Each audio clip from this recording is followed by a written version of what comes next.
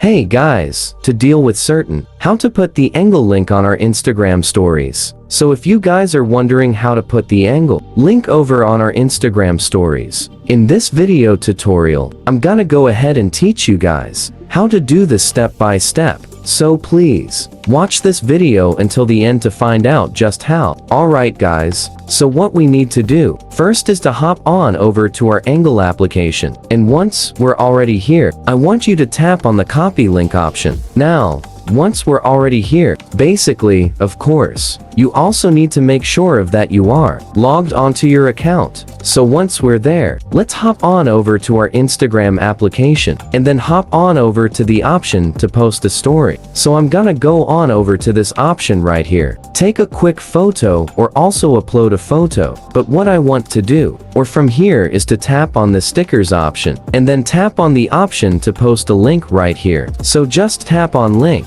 Paste the link that we just copied on here, and then done. And then, as you would notice, it's now here. Just go ahead and hop on to post it on the story. And it's that easy, guys. Thank you guys for watching, and I'll see you guys on the next video.